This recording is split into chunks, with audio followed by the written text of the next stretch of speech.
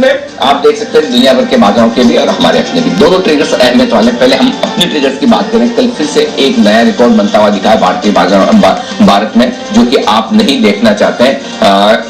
वो है कोरोना के मामलों का।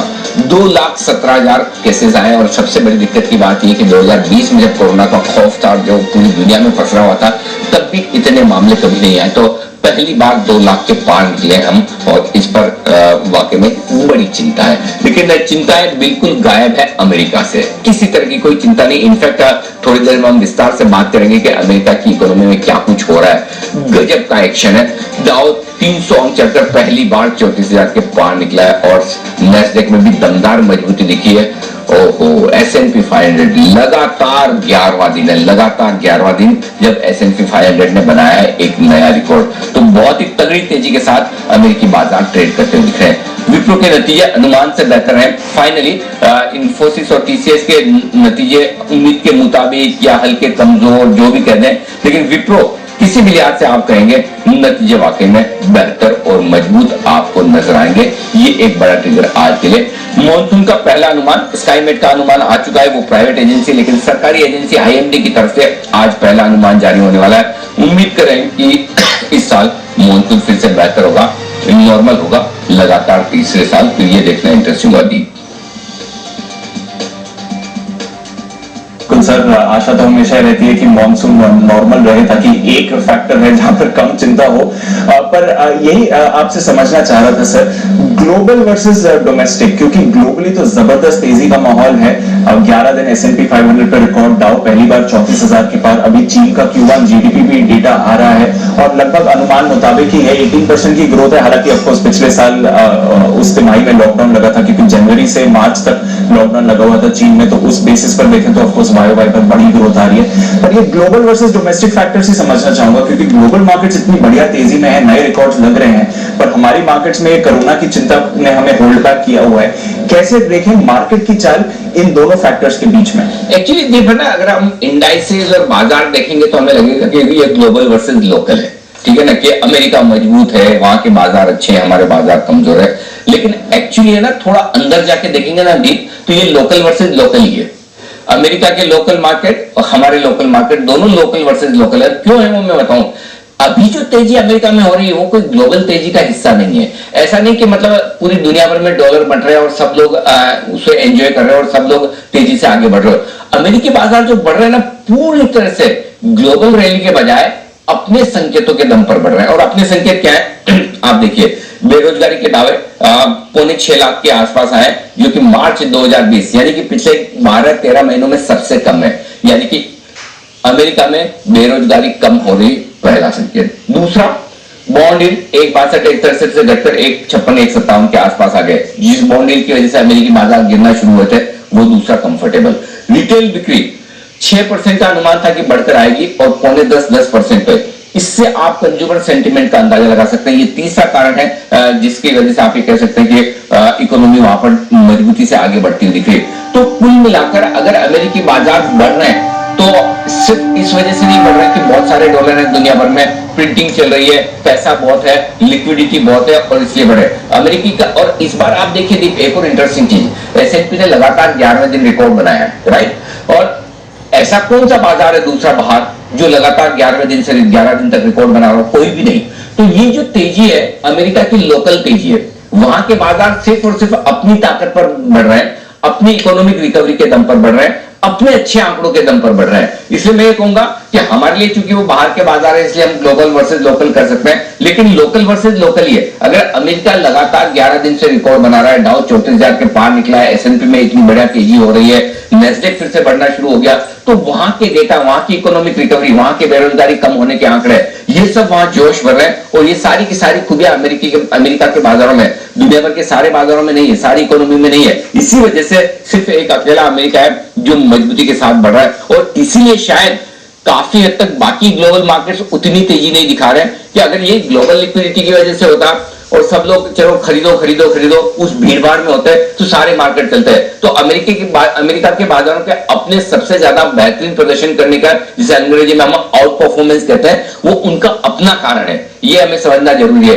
और अमेरिका के बाद अब वो अलग बात है कि हम अमेरिका को फॉलो करते हैं, उन्हें देखकर दुनिया भर के बाजार मजबूत होने की कोशिश करते हैं, लेकिन आप उतना ही मजबूत हो सकते हैं जितना आप मजबूत है। अमेरिका आपको मनोवैज्ञानिक तौर पर साइकोलॉजिकल सपोर्ट दे सकता है कि देखिए हम सब अच्छे हैं, हमारे यहाँ समस्या कुछ नहीं है, हमारे मार्केट ठीक है, आप हमें देखकर कोई संकेत लेना चाहे तो प्लीज पॉजिटिव हो जाइए। लेकिन अब वो ग्लोबल वर्सेस लोकल में आई है। अब हम क्यों उतना नहीं बढ़ पा रहे हैं, बाकी दुनिया के बाजार इतना क्यों नहीं बढ़ रहे हैं? तो बाकी दुनिया के बाजार इसलिए इतना नहीं बढ़ रहे कि वहां पर इकोनॉमिक रिकवरी उतनी स्ट्रॉन्ग नहीं है जितनी अमेरिका में दिख रही है।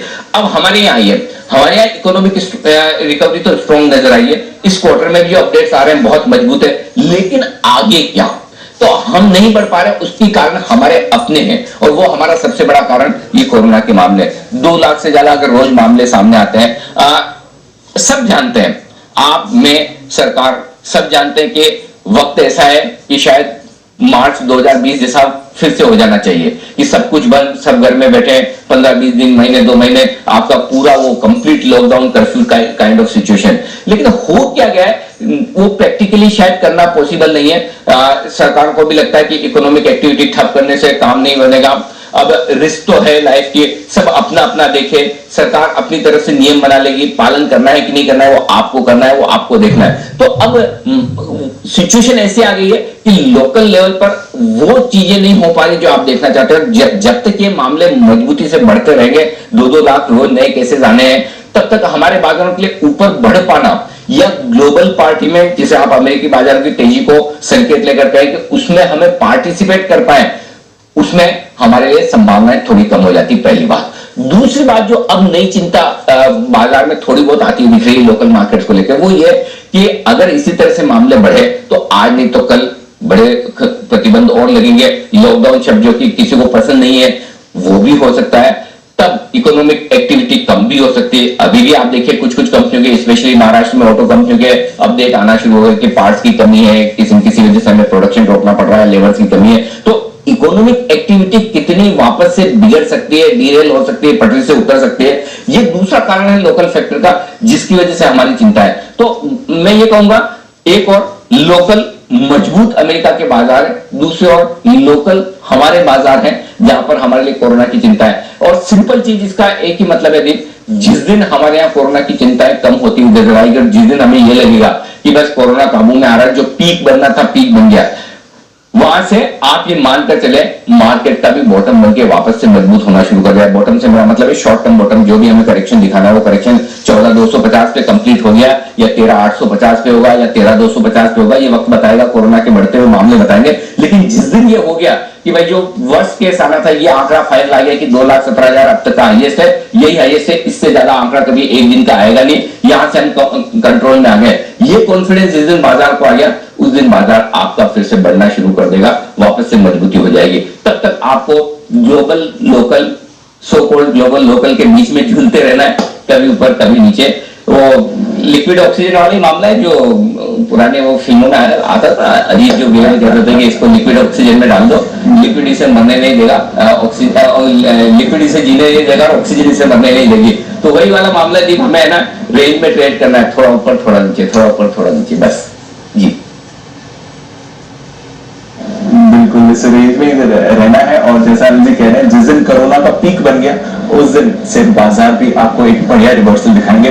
आशा करते हैं कि जल्द से जल्द ये पीक बने, ये परेशानी जल्द से जल्द हमारे पीछे हो, पर तब तक सेफ्टी बरतना बहुत जरूरी है।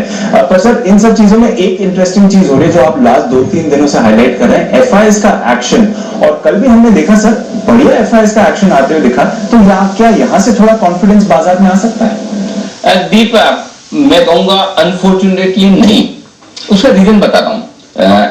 ऐसा नहीं कि आंकड़े खराब है, आंकड़े बहुत अच्छे हैं, लेकिन आंकड़ों में एक चीज देखनी जरूरी है कि एफआईएस में ना समझदार हो गए बहुत, मतलब पहले भी थे, वैसे भी हम तो ये मानते हैं हिंदुस्तान में हमारे तो एक वो क्या बोलते हैं बेसिक एजम्पशन ये, जिसके पास जितना ज्यादा पैसा हो उतना ज्यादा समझदार माना जाता है। तो एफआईएस के पास तो पैसा बहुत है, और जो पैसा है, पैसा लगाकर पैसा बनाना जानते हैं, वो ज्यादा समझदार है। लेकिन एक चीज जो इंटरेस्टिंग है वो ये कि एफआईएस के केस में भी ना आजकल की खरीदारी से मतलब निकालने के बजाय मैं आजकल है ना एफआईएस के डेटा को थोड़ा अलग तरीके से देखने लगा हूं। और वो डेटा ये है कि किन लेवल के आसपास आने के बाद एफआईज खरीदारी करना शुरू करते हैं, किन लेवल्स के आसपास आने के बाद बेचना शुरू करते हैं। ये दो तरीके से होता है। एक इंडेक्स लेवल पे है कि आप जैसे जैसे 14,800, 900, 15,000 की रेंज में पहुंचेंगे, वहां एफआईज थोड़ा हल्का करना शुरू कर देंगे। आप जैसे 14,500 के नीचे आएंगे, वहां थोड़ा थोड़ा खरीदना शुरू करेंगे। एक तो ये इंडेक्स लेवल के हिसाब से ब्रॉडली आपकी रेंज होगी।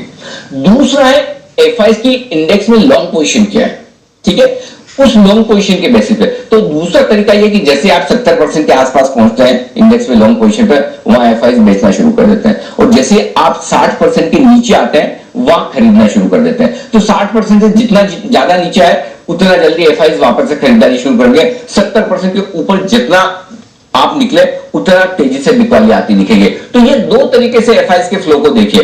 एफआईज के फ्लो भी पूरी तरह से रेंज बाउंड मार्केट की तरफ इशारा कर रहे हैं। वो पहले वाली बात नहीं है कि हाथ दबाकर खरीद रहे हैं, ठीक है ना, कि लिए जा रहे हैं, कोई दिक्कत नहीं, 70 पे भी है तो 72 भी कर देंगे, 80 भी, इंडेक्स लॉन्ग में 80% भी चले जाएंगे, वो वाली बात नहीं रही। तो अब एफआईज को भी पता है कि रेंज बाउंड मार्केट है, कुछ चीजें अच्छी है जिनकी वजह से बाजार गिरेगा नहीं, कुछ चीजें खराब है जिनकी वजह से बाजार ऊपर टिकेगा नहीं। तो ऐसे में बेहतर है आप 500-700 पॉइंट की रेंज में या तो इंडेक्स में अपनी हेजिंग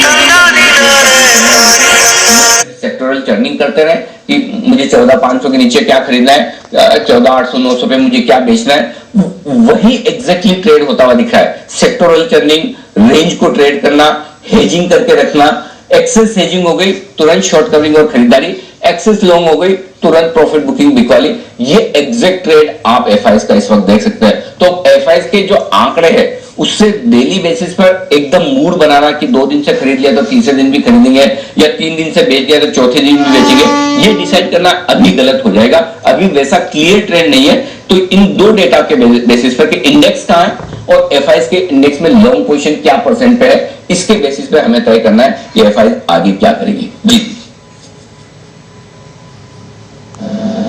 बिल्कुल सर, तो थोड़ा ये रेंज को समझना जरूरी है, बाजार के मूड माहौल को समझना जरूरी है अपनी स्ट्रैटेजी बनाने से पहले। आइए सर फिर बताएं आज के संकेत क्या कह रहे हैं आपको। आज के संकेतों में देखिए ग्लोबल संकेत पॉजिटिव साइड पर है, इससे बढ़िया हो नहीं सकते। अगर मतलब अगर आप बहुत भगवान की रोज प्रार्थना कर रहे हैं, बोले भाई मुझे बढ़िया ग्लोबल संकेत चाहिए, तब भी इससे बढ़िया नहीं मिलेंगे। अमेरिका इतना मजबूत जो हम ऑलरेडी डिस्कस कर चुके हैं, एफआईज के आंकड़े बहुत अच्छे हैं, इससे बढ़िया इन दिनों में नहीं मिलेंगे। ये दो संकेत बहुत ही बढ़िया है जी। अब आइए बाकी हमारे संकेतों पे। घरेलू फंड फिर से बेच पड़े कल, तो ये नेगेटिव संकेत है। वायदा कारोबार के संकेत न्यूट्रल हो गए, न्यूट्रल से हल्के कॉशियस साइड पर आ रहे हैं, क्योंकि अब पुट कॉल रेशियो वैसा नहीं रहा जो आगे हम विस्तार से चर्चा करेंगे। सेंटिमेंट न्यूट्रल है, 2 दिनों की तेजी के बावजूद कोई ऐसा सीना चौड़ा करके छाती ठोक के नहीं बोले हाँ तेजी होगी, भरपूर तेजी होगी, वैसा किसी का मूड नहीं है। हाँ ठीक है चलेगा, नीचे से ऊपर आ जाएंगे, ऊपर से थोड़ी प्रॉफिट बुकिंग होगी, तो वो कंफर्ट कॉन्फिडेंस अभी भी मिसिंग है। तो सेंटिमेंट सावधानी वाला है, न्यूट्रल सा है, बड़ी मंदी नहीं करनी है, बड़ी तेजी नहीं करनी, उस तरह का मूड माहौल है। ट्रेंड आपका न्यूट्रल है अभी भी। अब आइए आपके लिए बड़े लेवल्स आज के लिए बता दूं। 14,450, 14,500 दिन के लिए सपोर्ट जोन के तौर पर काम करेगा, आसानी से टूटने वाला नहीं है। फिर भी आजकल के मूड माहौल को देखते हुए हर रोज की 250-300 पॉइंट की इंट्राडे में जो निफ्टी में वॉलेटिलिटी होती है, एक स्ट्रॉन्ग बाय जोन आपके हाथ में होना चाहिए। जो कल भी आपको एक मौका मिला, जो कल भी हम कह रहे थे कि 14,325, 14,375 आए तो पक्का दबाकर खरीदिए, और कल का लो एकदम 14,350 पर ही था। तो आज भी 14,325, 14,350, 75 की रेंज में आपको खरीदना ही खरीदना है। अगर वहां पर आए तो जरूर खरीदिए। ऊपरी स्तर पर 14,650, 14,675 पहला टारगेट है निफ्टी का। अगर इसे पार किया तो 14,725, 14,775 पक्का वो रेंज है जहां पर आपको प्रॉफिट बुकिंग करनी चाहिए। एग्रेसिव ट्रेडर है, शॉर्ट भी करिए, कोई चिंता की बात नहीं। तो ये आपके लिए बड़ी जोन होगी खरीदारी की और प्रॉफिट बुकिंग की। बैंक निफ्टी में लेवल्स, रेंज, जोन बड़े बड़े आएंगे, वो मेरे हाथ में नहीं। अगर बैंक निफ्टी रोज 1,000-1,200 पॉइंट का इंटरडे मूव दिखाता है तो लेवल इसे निकलेंगे। 31,500, 31,800, एक्चुअली 31,400, 31,800 होता है, मैं बोलूं 400 पॉइंट तो कैसे दूं, तो मैंने थोड़ा और छोटा किया। तो 31,500, 31,800 दिन का सपोर्ट जोन है। इसके नीचे सीधा 30,725, 30,800, बीच में कुछ है ही नहीं। तो बहुत लेवल्स जो है ना सपोर्ट के बड़े दूर दूर आ रहे हैं। तो 30,725, 30,800 ब्लाइंड बाय जोन है, यहाँ पे आए तो जरूर आंख बंद करके खरीदना चाहिए। पहला दिन का सपोर्ट जोन 31,400, 500 या 31,800 जो भी है वो मान लें यहाँ पर है आपके लिए। ऊपर की तरफ बैंक निफ्टी में 32,325, 32,500 ये हल्की रुकावट का लेवल है, यहां पर थोड़ी प्रॉफिट बुकिंग आ सकती है। अगर इसे पार किया तो जो ऊपरी रेंज है या पक्के तौर पर प्रॉफिट भी बुकिंग करें और शॉर्ट भी करें, डरिए मत, न शॉर्ट करने में डरिए। अगर लेवल और रेंज आएगा, इस मार्केट में इंडेक्स में पैसा कमाने का एक ही मंत्र है और वो ये कि जो बड़ी वाली रेंज है ना, इस बड़ी वाली रेंज में अगर आ जाता है मार्केट तो वहां पे आपको कॉन्ट्रा ट्रेड लेना ही लेना है।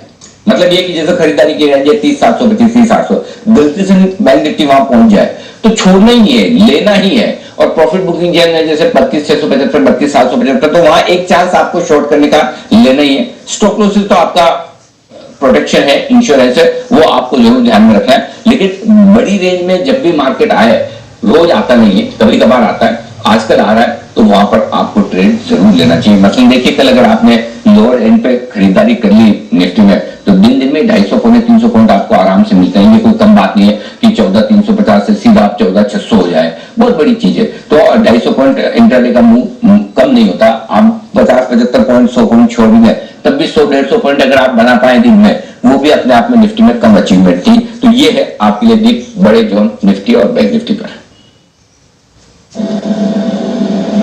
बिल्कुल, तो बड़े रेंज निकल कर आ रहे हैं निफ्टी, बैंक निफ्टी और स्पेशली बैंक निफ्टी जहां पर हम रोज बड़े स्विंग्स देख रहे हैं। सर दिन के लिए क्या इंपॉर्टेंट लेवल्स हैं आज? 14,500, 14,650 दिन की निफ्टी की छोटी रेंज है। 14,450 और 14,700 दिन की मीडियम रेंज। 14,350, 14,750 दिन की बड़ी रेंज। बैंक निफ्टी में आइए, 31,800, 32,450 दिन की छोटी रेंज होगी। 31,400 से लेकर 32,675 दिन की मीडियम रेंज। 30,800 से 32,775। आप कहेंगे कि बहुत दूर दूर के, मैं भी जानता हूं दूर दूर के, लेकिन लेवल कोई मैं अपने हिसाब से तो निकालता नहीं, जो आते हैं डेटा के बेसिस पर वो मैं आपके सामने रख रहा हूं, तो इन पर रखिएगा नजर। अब आइए एफआईएस की तरफ से इंडेक्स की पोजीशन पर। लॉन्ग पोजीशन बढ़कर दी 63% हुए, तो अब वो वाला कॉन्फिडेंस नहीं कि एफआईएस को खरीदना ही पड़ेगा, जो हम 2 दिन पहले कह रहे थे कि इंडेक्स लॉन्ग नेट बेसिस पर 25%, इंडेक्स शॉर्ट नेट बेसिस पर 25%, ऐसा बहुत कम होता है, और ओवरऑल इंडेक्स लॉन्ग 50%। तो वो तो हाथ से निकल गया, उसकी दम पर आप 2-2.5 दिन में अच्छे खासे बढ़ गए। अब आप 63% पर आ गए, तो अब एफआई उतने हल्के नहीं रहे। तो अब ऐसा नहीं कि अनाप शनाप। और अच्छा, दूसरा है कि कल एक्सपायरी की जो शॉर्ट कवरिंग थी वो भी कल हो गई, तो अब बढ़ने में आपको पसीना आएगा, धीमे धीमे धीमे धीमे बढ़ेंगे। माफ कीजिएगा, एक तरफा तेजी कि ग्लोबल मार्केट बहुत मजबूत है इसलिए हम भाग जाते हैं, वैसा कुछ होने वाला नहीं, ये ध्यान में रखिए। तो एफआई अब एकदम मतलब लाइट नहीं रहे, बढ़ चुके हैं जो उनके पास होना चाहिए। दूसरा पुट कॉल रेशियो, वो लाइट नहीं रहा। कल आपको याद है, परसों तो हम कह रहे थे 0.88 का पुट कॉल रेशियो, सोचने की जरूरत ही नहीं कि बड़ी शॉर्ट कवरिंग होगी। कल हमारी ये बात हुई थी 1.15 का पुट कॉल रेशियो है, बढ़कर आया है, लेकिन अभी भी गुंजाइश है शॉर्ट कवरिंग की, जो आपको आखिरी आधे पौन घंटे में दिखी, करेक्ट। अब 1.39 के पुट कॉल रेशियो पर ये दोनों चीजें नहीं है।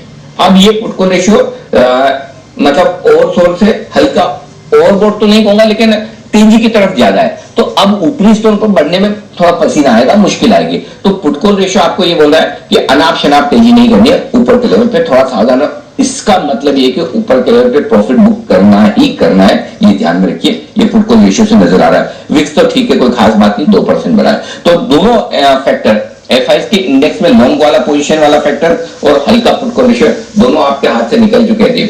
तो इसलिए जो आज का आपका सवाल बहुत अच्छा था एफआईएस के डेटा को लेकर। तो एफआईएस के डेटा को देखने का तरीका ये, न तो आप लोअर रेंज पे हैं निफ्टी में, जहां आप ये सोच के आराम से खरीदारी कर ले कि एफआईएस लेते लेते लेना ही है, नहीं आपके पास में वो कंफर्ट है पुट कॉल रेशियो का कि नहीं बहुत ओवरसोल्ड है। तो अब आपको ऊपर के लेवल पे सावधानी रखनी है बस।